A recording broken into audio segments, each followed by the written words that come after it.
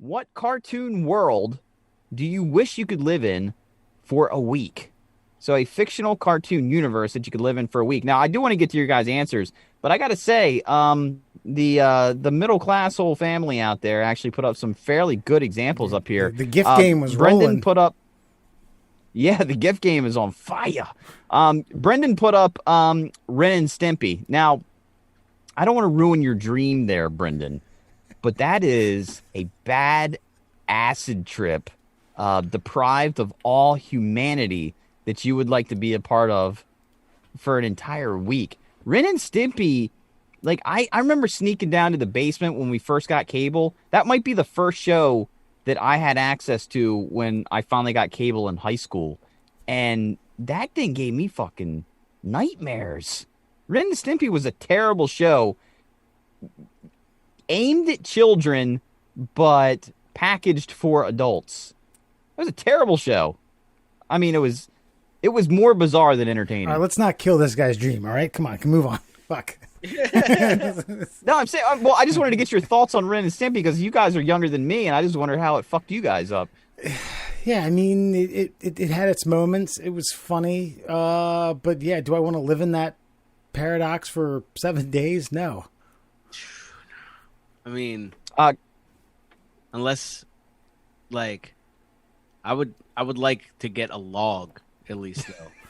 Like, I feel like that. I feel like that accomplishment alone would be kind of cool. That's fair. Some kind of with you, Brendan. I'll tell. Well, that silver linings, you know. Yeah, I don't. Ren and Stimpy's rough. I don't know that I could roll with that one.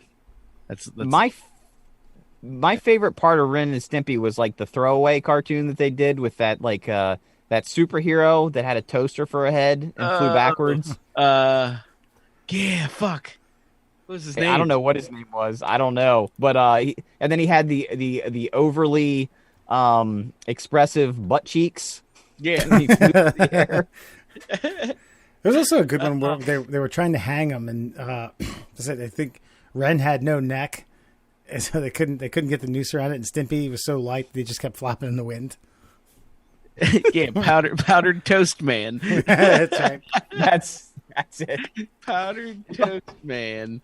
Forgot all about that. And the creator of that apparently was as weird as the show, and he had kids writing into him, and apparently some 16-year-old girl wrote into him, and he kept a correspondence with her until the day she turned 18, and he invited her over, and then they started an affair. Jeez. Yeah, and his entire staff quit on him, and he was a megalomaniac. But moving on, Crystal put down the, I think this is the Magic School Bus. I don't ever remember watching this one. I didn't watch that show. That's a good show.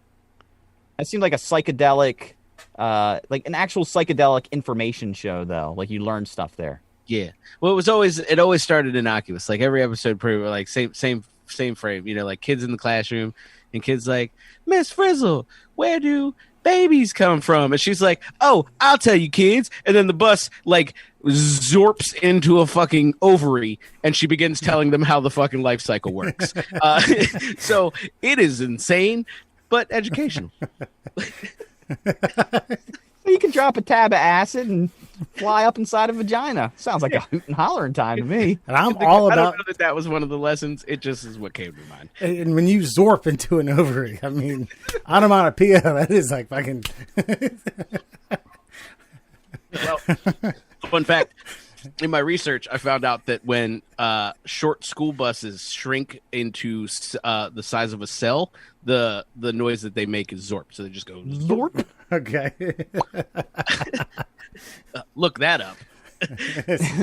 Oh, I thought you meant that's what the sound they made while entering into the hoo-hoo. That's the sound.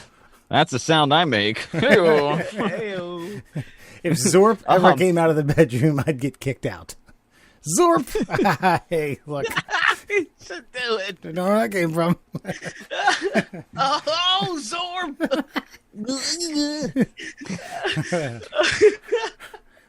Josh wrote in with South Park. Would South Park be fun? I mean, maybe. There's a lot going on. That's definitely not as bad as the Ren and Stimpy world. but South Park always seems to be on fire or under attack from something, or some kids are fucking with all of humanity, practically tearing the fabric of society apart on a weekly basis. So, I mean, would it be an interesting place to live for a week? Yes.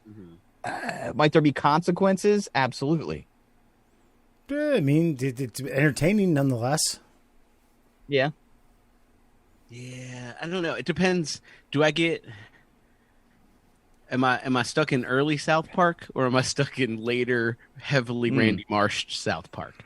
Because I feel like the town takes a drastic turn. And I think like one of the main questions I'm going to have, and is are you an extra, or are you part of the main crew? Are you kind of dabbling? Are you like Butters? You know, you got a little outside role.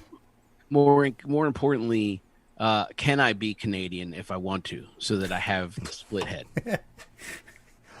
I'm sorry, I'm gonna have to go. I'm gonna have to go no with Canadian. Okay. But I am gonna have to go with yes, extra Wes. Which actually makes your time in South Park much more dangerous, because they are very liberal with the amount of unknown characters that they slay in that show. Yeah. You know, you die there, you come alive here. I mean, that's true. Eli puts in Scooby-Doo. Do you really want a mysterious pedophile that you have to track down week to week living in the Scooby-Doo world? I think it really depends on who you are. You know, if you're Fred, I think you got it pretty cushy. You know what I mean? They kind of treated Shaggy like shit. They treated him like the stoner fucking fuck up. I was gonna say they treated him appropriately. But he accidentally solved all the fucking shit. So did they treat him appropriately? That's a fair point. Michael, singing guy Bartowski, puts in the Looney Tunes world. Now, I don't know. I mean, at least nobody dies in Looney Tunes, and it would be nice to shoot somebody in the face with no consequences. So I can kind of get down on that. I was gonna say, yeah, I think that one for me, it'd just be like I get to shoot somebody's nose to the back of their face. Yeah. It's a win. Yeah, so it'd be, with a gun that goes Zorp. Nice Zorp. Or a gun that just goes bang with the fucking little flag. Yeah, I don't think Yosemite Sam has I don't think he's allowed to carry firearms anymore, unfortunately. Yeah. Actually, I don't think Yosemite Sam's allowed to exist anymore, if I'm being perfectly honest. That's right. Okay, but back to us. Do you guys have any contributions that are contrary to our Facebook submissions? Yeah. What did you say, Wes? I can't even remember now. I haven't answered. Oh, you haven't now not said anything? No. I thought we were talking about Cheers. I just continue to say Zorp. Yeah, the anime Cheers, the animated series. Boom! Look at that. Cheers, the animated. You never watched that? Animated series. Okay. No. I mean, is it to me? Yeah. There's a lot of. Do I go childhood type stuff? Do I go more recent with some of these shows that I really like? I think Bob's Burgers and Rick and Morty are fucking hilarious from top to bottom. I'm gonna split the difference somewhere in my early adulthood, but still super immature bullshit. C-Lab 2021 on Adult Swim. I think being a crew member amongst those fucking bozos would I would lose weight from my gut hurting from giggling so much.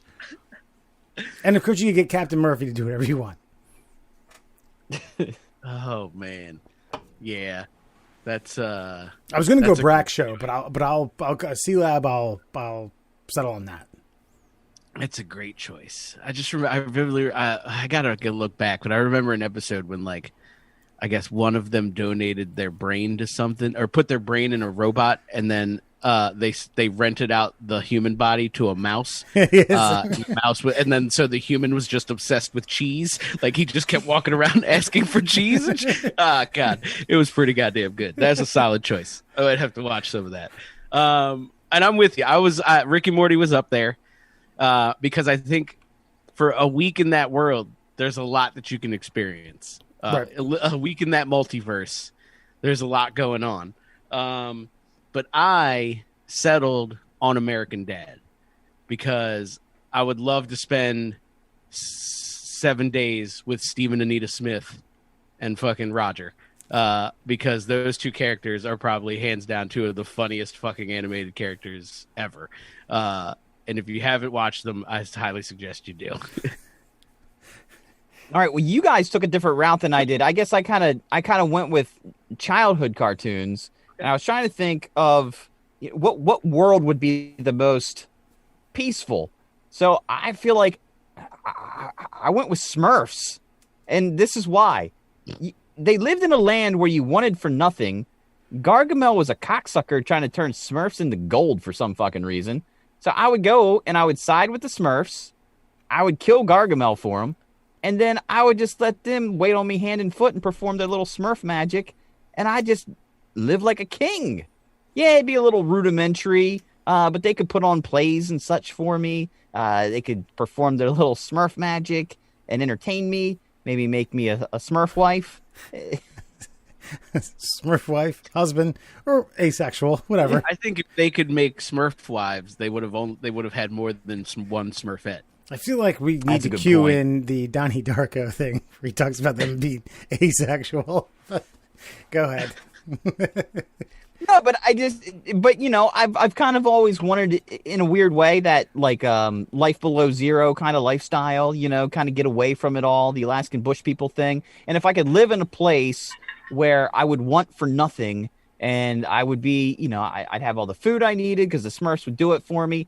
And I would almost be like the ruler of literally a small cult.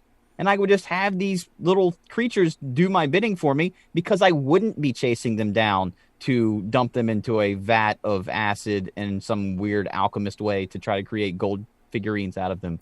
And by the way, why did Gargamel need gold anyway? What the fuck was he going to buy in the woods? Nothing, asshole. So yeah, I'm going with Smurfs. Ooh, kids could have gone Beavis and Butthead. Could have gone